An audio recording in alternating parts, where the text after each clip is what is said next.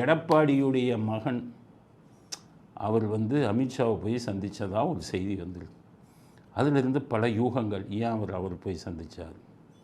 சில பேர் சொல்கிறாங்க அமித்ஷா அவரை கூட விட்டார், ஏதோ பிரச்சனையில் மாட்டியிருக்காங்க, அதை சொல்லி இந்த மாதிரி பிரச்சனையில் மாட்டியிருக்கீங்க, ஒழுங்காக சரி பண்ணிக்கங்கன்னு சொல்லி எச்சரிக்கை கொடுத்ததா பத்திரிகையிலே செய்தி வருது. உண்மையா பொய்யா? நான் என்ன சொல்கிறேன், உண்மையாக இருந்தாலும் சரி உண்மைனே வைங்க. எடப்பாடி பையனை கூப்பிட்டு அமித்ஷா மிரட்டுறாரு, ரைடு அடிப்பேன்னு சொன்னாருன்னு சொல்கிறாங்க. அது உண்மையான அப்படி ஒரு உண்மையாக இருந்தால் அப்போ அமித்ஷா மட்டும் கனிமொழிகிட்ட மட்டும் காலில் போய் விழுகிறாரு. இதே வேகத்தை வந்து திமுகவு மேலே காட்டலாமே. கனிமொழி ஃபோன் பண்ணால் உடனே கனிமொழி பிறந்த நாளுக்கு மட்டும் இங்கேருந்து வாழ்த்து சொல்கிறாரு. இங்கே இருக்கிற பாஜக தலைவர்கள் யாருக்குமே பிறந்த நாள் வாழ்த்து சொல்கிறது இல்லை அமித்ஷா, ஆனால் கனிமொழிக்கு மட்டும் சொல்லுவார். அப்போ கனிமொழிகிட்ட அவ்வளோ சாஃப்டாக இருக்கீங்க, அவங்க தான் கழுவி ஊற்றுறாங்களே உங்களை. பாஜக அரசு மதவாத அரசு அப்படிங்கிறாங்க கனிமொழி, ஆனால் நீங்கள் கண்டுக்காமல் ஃபோன் பண்ணுறீங்க. ஆனால் இதே இது உங்கள் கூட்டணி கட்சி அவங்கள கூப்பிட்டுக்கிட்டு மிரட்டுறீங்கன்னா அது என்ன மிரட்டல் அரசியல் என்னங்கிறது எனக்கு புரியலையே. அமித்ஷா ஏன் அப்படி மிரட்டுறாருன்னு. நீங்கள் உண்மையிலே மிரட்டணும்னா அவன் இவரை கூப்பிட்டு மிரட்டணும், உதயநிதியை.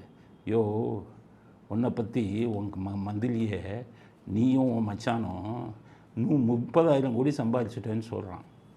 நான் வந்து பேங்க்கு எல்லாம் எடுத்துட்டேன் அமலாக்க பிரிவில், ஒழுங்காக இருக்கையா வாழை ஒட்ட நறுக்கவான்னு தைரியம் இருந்தால், முதுகெலும்பு இருந்தால் அமித்ஷா இவரை கூப்பிட்டு கேட்டிருக்கணும். உதயநிதி அமித்ஷாவுக்கு முதுகெலும்பு இருந்தால், தைரியம் இருந்தால் ஸ்டாலினை கூப்பிட்டு என்ன விளாட்றியா, 6 கோடி ரூபா தான் சொத்துங்கிற, உன் பேரில் எத்தனை சொத்து இருக்குதுன்னு சொல்லி இடி மூலமாக அமலாக்க பிரிவு மூலமாக இங்கிலாந்து வெளிநாட்டில் எவ்வளோ சொத்து இருக்குதுன்னு டீட்டெயில் எடுத்துட்டாங்க. ஏன்னா நீங்கள் அது அண்ணாமலைட்டு கொடுத்து ஃபைல் 1 ஃபைல் 2ன்னு போட வைக்கிறீங்களே, அதையே நீங்கள் இன்றைக்கி எடப்பாடி பையனை கூப்பிட்டு மிரட்டுற மாதிரி ஸ்டாலினை கூப்பிட்டு மிரட்டணும்ல.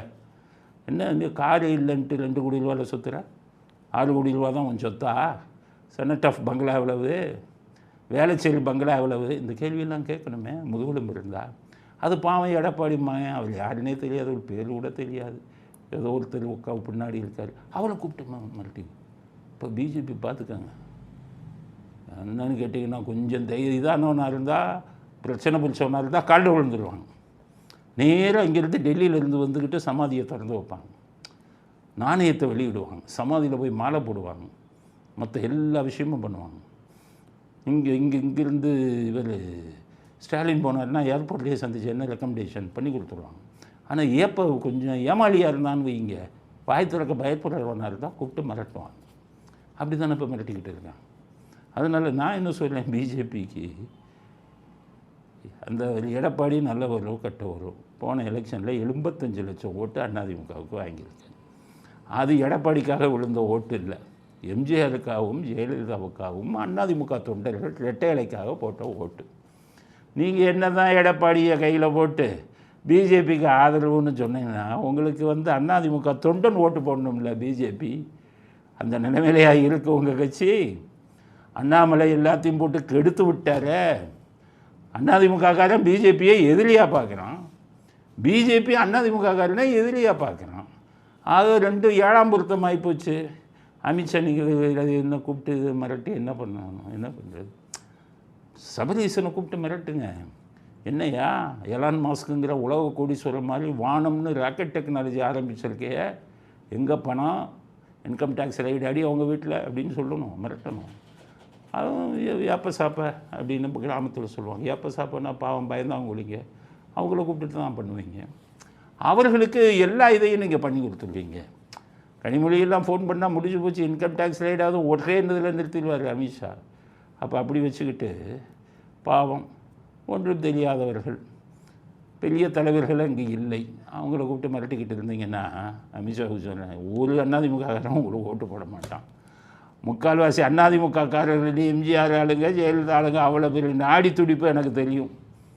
டெய்லியும் அவ்வளோ பேர்கிட்ட பேசிக்கிட்டு இருக்கேன், கூட்டங்களில் போய் பேசுகிறேன். நான் எல்லாருக்குமே என்னை பற்றி தெரியும், எனக்கு அவங்கள பற்றி தெரியும். அதிமுக தொண்டர்களை வந்து நீங்கள் வந்து மனசளவில் அவங்கள வந்து நீங்கள் திருப்திப்படுத்தினால ஒழிய சும்மா மிரட்டி இரட்டையில முடக்கமே இந்த மாதிரிலாம் மிரட்டி நீங்கள் காரியம் சாதிக்க முடியாது என்பதை அமித்ஷா புரிஞ்சுக்கணும். அமித்ஷா புரிஞ்சுக்கணும்னா பாவம் நீங்கள் இங்கே இருக்கிற பிஜேபி தலைவர்கள் எல்லாம் கனிமொழி காலில் போய் விடுங்க. அவங்க சொன்னால் தான் அமித்ஷா கேட்பார், நீங்கள்லாம் சொன்னால் கேட்க மாட்டார். அதனால் கனிமொழிகிட்ட சொல்லி நம்முடைய பிஜேபி முன்னணி தலைவர்கள் எல்லாம் அமித்ஷாவை கொஞ்சம் இவர்களுடைய இதை வந்து மாற்ற சொல்லுங்கள், அவருடைய அப்ரோச்சை மாற்ற சொல்லுங்கள், அவருடைய அணுகுமுறையை மாற்ற சொல்லுங்கள். அதிமுக தொண்டர்களிடம் வாழாட்டாதீங்க, விளையாடாதீங்க. அதிமுக தொண்டன் ஒருத்தன் வந்து நீங்கள் அலைன்ஸ் வச்சாலும் ஓட்டு போட மாட்டான் இதே நிலையை தொடர்ந்தார் அப்படிங்கிறத இவங்களுக்கு அமித்ஷாவுக்கு செய்தியாக சொல்கிறேன். இங்கே இருக்கிற தமிழ்நாட்டில் இருக்கிற தலைவர்கள் நான் சொன்னதை மொழிபெயர்த்து அனுப்புங்க. என்னடா அமித்ஷாவையே கனிமொழிங்கிறாங்க, இதெல்லாம் அவ்வளோ தைரியமாக சொல்கிறாருன்னு சில பேர் கேட்குறாங்க. என்னங்க நீங்கள் அமித்ஷா உள்ளது தான் சொல்கிறேன். டெல்லியில் போய் கேட்டு பாருங்கள். டெல்லியில் கதையாக சொல்கிறாங்க நிறையா.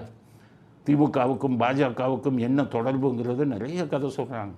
வெள்ளூரில் இருக்கக்கூடிய ஒரு மிகப்பெரிய பணக்காரர் அவருக்கு ஸ்டாலினுக்காக மோடிகிட்ட எப்படி மூவ் பண்ணுறாருன்னு சொல்கிறாங்க. அவங்களுக்குன்னு ஒரு ஸ்டாலின் ஒன்று வந்து வச்சுருக்காரு, இவங்க ஒரு கனெக்ஷன், ஸ்டாலின் ஒரு கனெக்ஷன் மோடியோட. இப்படி இந்த பாருங்க துரைமுருகன் ரைடு சொன்ன நேராக டெல்லிக்கு போகிறாரு, அவர் ஒரு கனெக்ஷன். இப்படி எல்லாம் கனெக்ஷன் வச்சுருக்காங்க அப்படிங்கிறது தான் பாஜக ஆளுங்களுக்கு சொல்கிறேன். அணுகுமுறையை மாற்றுங்கள், அதிமுகவோட கூட்டணி வச்சுக்கோங்க, அவங்களுடைய நம்பிக்கையை பெறுங்க. அண்ணாமலை மட்டும் பழைய மாதிரி பேச விடாதீங்க, எல்லாம் சரியாகிவிடும் அப்படிங்கிற கருத்தையும் இறுதி கருத்தாக பதிவு செய்ய விரும்புகிறோம். இத்துடன் இன்றைய அரசியல் ஆடுகளம் நிறைவு பெறுகிறது.